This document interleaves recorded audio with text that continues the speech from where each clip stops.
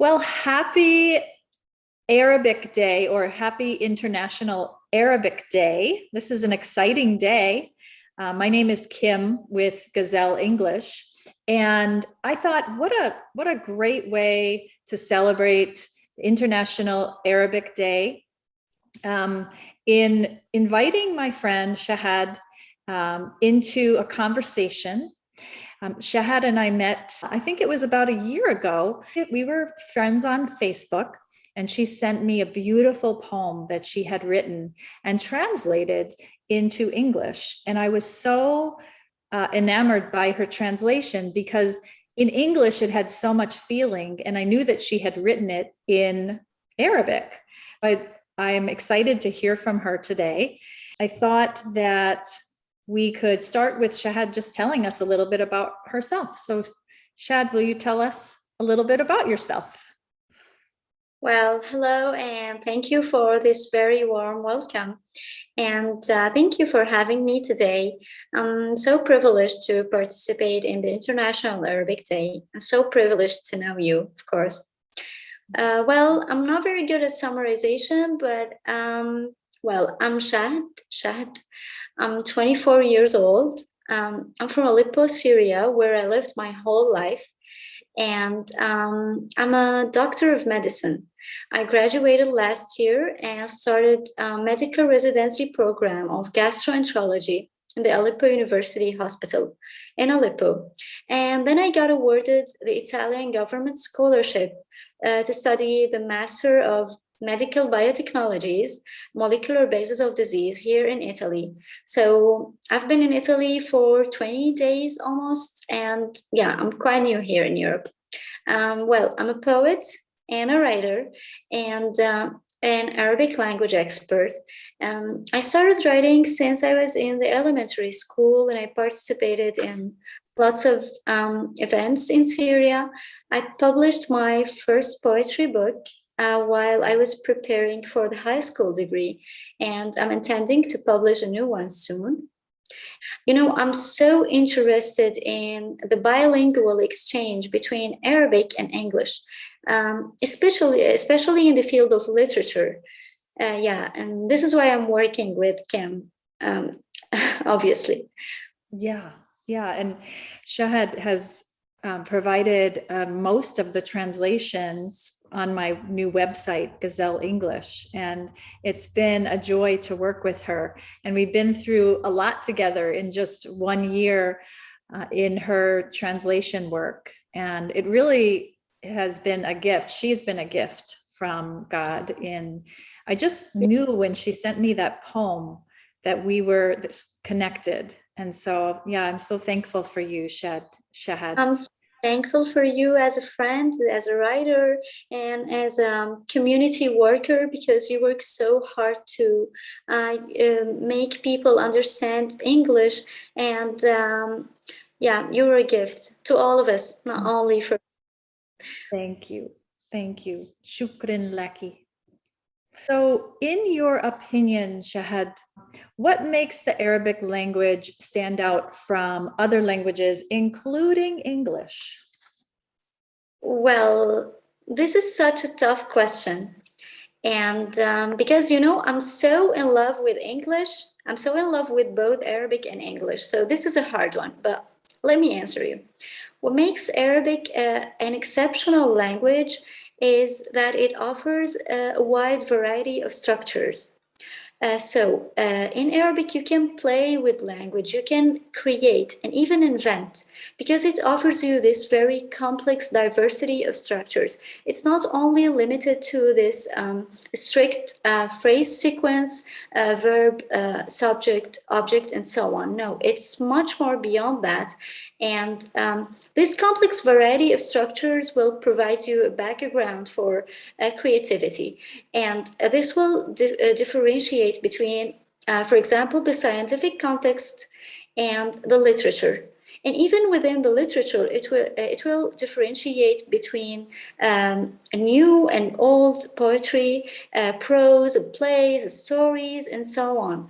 So this is a very huge advantage of the Arabic language. You can transform your context and take it to a completely new level. not mentioning the thousands of vocabularies and, you have the old Arabic vocabularies, you have the contemporary language. It's very huge and very satisfying, especially for writers. Wonderful. Thank you. It makes me long to continue to study it and improve my Arabic so I can start to discover some of the things that you're talking about. Yeah, but there is another point I forgot to mention.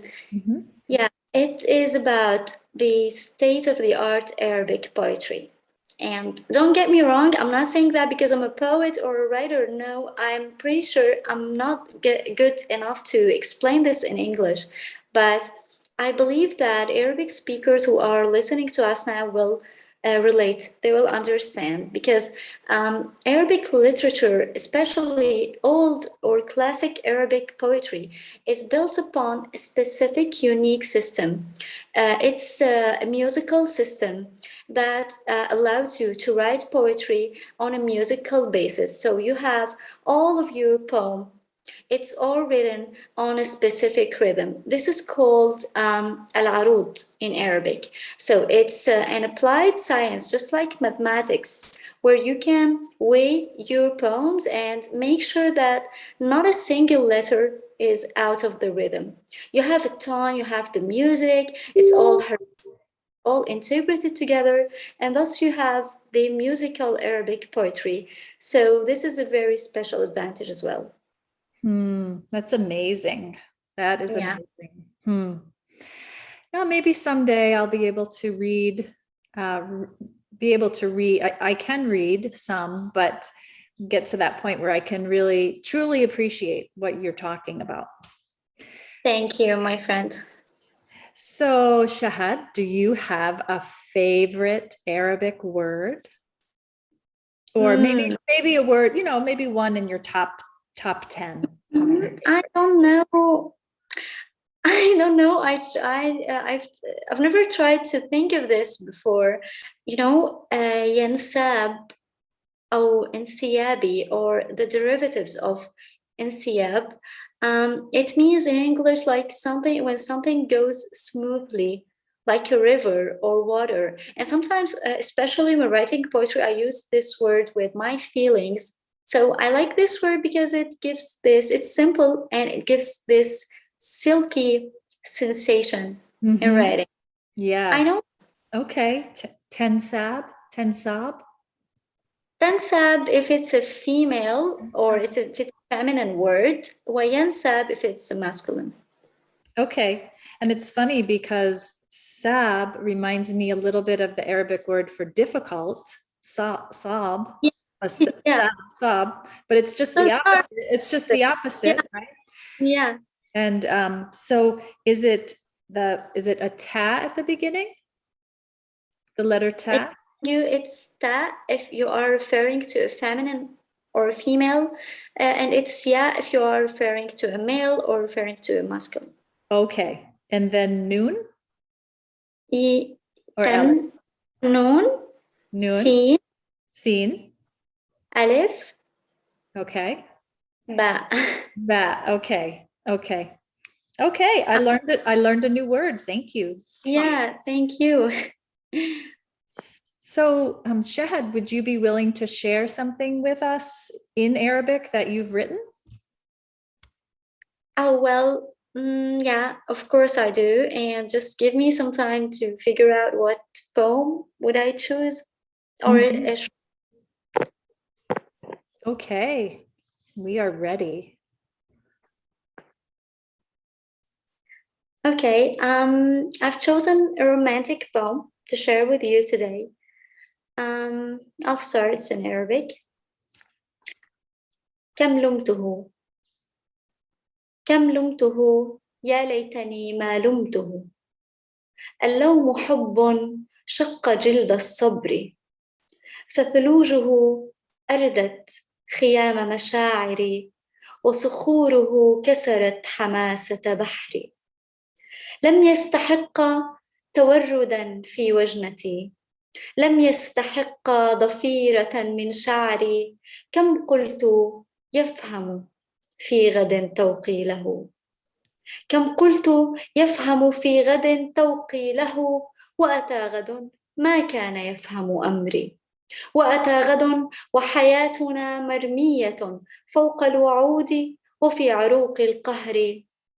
هذا الذي أوسطت قلبي خلفه، هذا الذي أوسطت قلبي خلفه، وخلعت عند الباب نعل الكبر. هذا الذي عاندت كل تذمري، وقبلته كهزيمة وكنصر. والآن حب العمر بات تحملا، والآن حب العمر بات تحملا، إن ذاك حقا كان حب العمر. فبغير قصد أتلفت أيامنا، من متلف من بيننا لا أدري.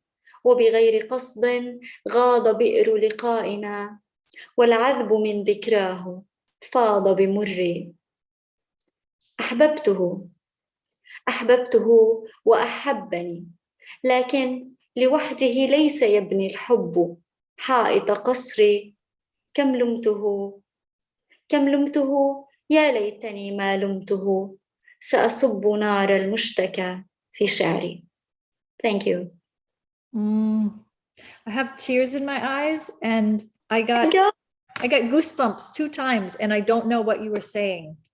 Oh my God, thank you. I love your delivery. I love your style and how you express yourself as you're reciting your poem. Thank you.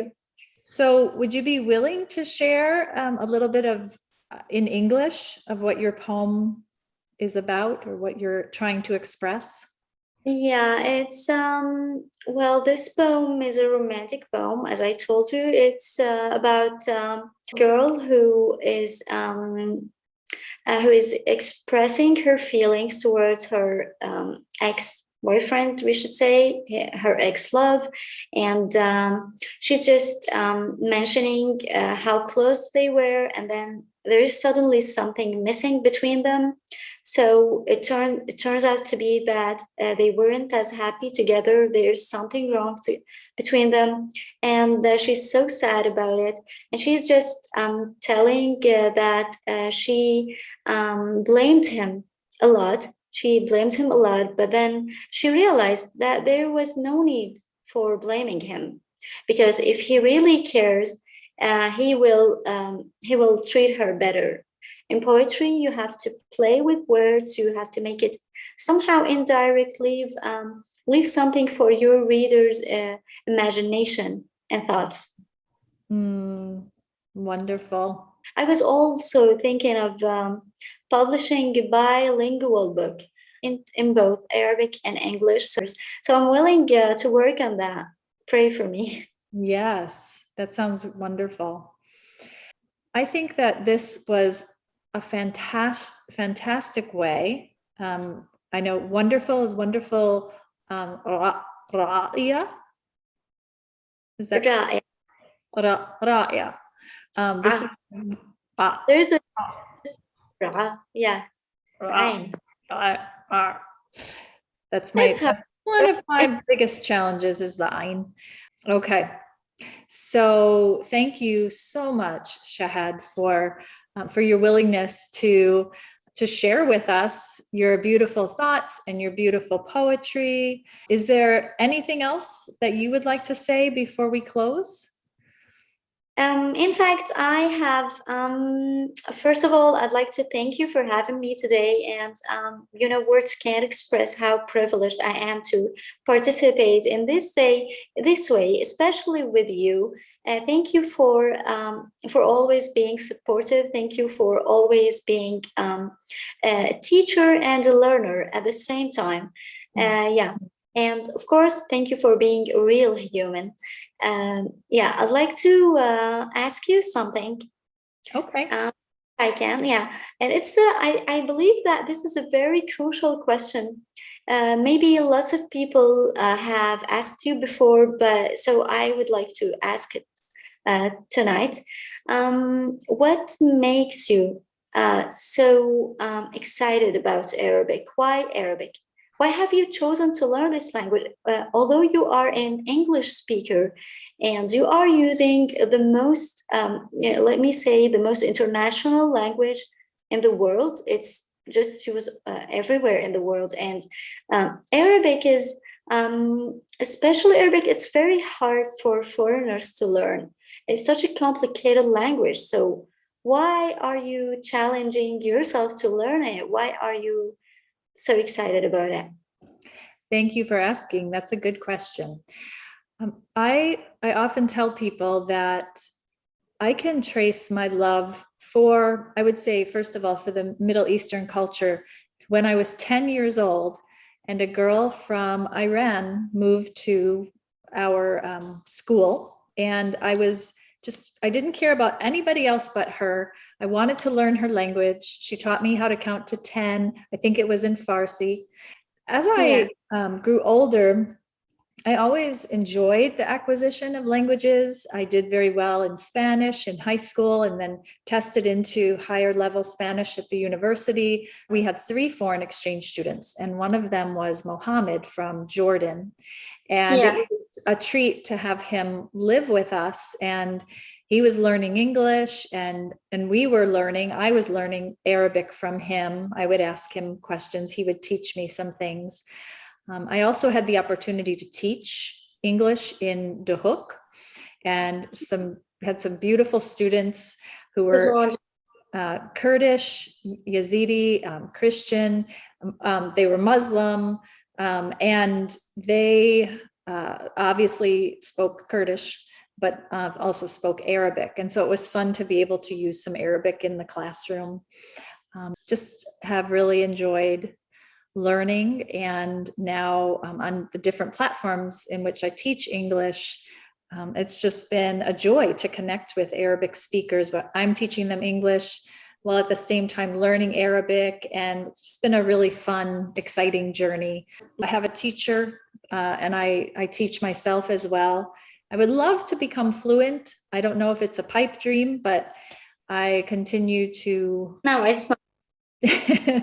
I continue to work towards it. So so thank you for asking.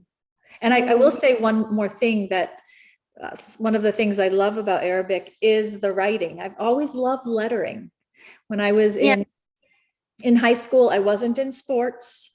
I wasn't on the forensics team. I was decorating my friends' notebooks with, with love. Like, my friends would come to me and say, "Will you write on my notebook? You're so good at it. John and Mary, and the date we started, the date that we started dating." And I did these bubble letters and graffiti letters. And so I love that about Arabic, that I get to play and fun. So well, that's really impressive, and I'm really happy that we are sharing this with your audience, with every Arabic speaker. You are a role model, and I quite believe that one day you will be fluent enough to read Arabic poetry, even the old classical poetry. Thank you, Shahd. Thank you for your confidence in me. Confident, and I quite believe that because you are dedicated and because you are so passionate about everything you do, so you will eventually be able to master the language, and then you can share with us maybe your writings in Arabic one day. I hope. Yes, I hope too. Well, again, thank you so much, and our audience, happy International Arabic Day. Ma'asalami. What would be a good closing line to say goodbye? Well, we can say إلى اللقاء. إلى اللقاء. Yeah, we can say مع السلامة. We can say we can say just bye. I don't know. I don't know. Say see you later. Is it Rabina fikum? No, Rabina barik fikum. Yeah, it's true, but it's not like a closing. It's not like saying goodbye. And Thank you again. It's not only about languages, it's about whole cultures we are transferring between each other and between each other's communities. So this is it's a very huge responsibility. I wish that I can be good enough for it. You are, my friend. Thank you so much again, Shahd. You're welcome. Thank you for watching. Take care.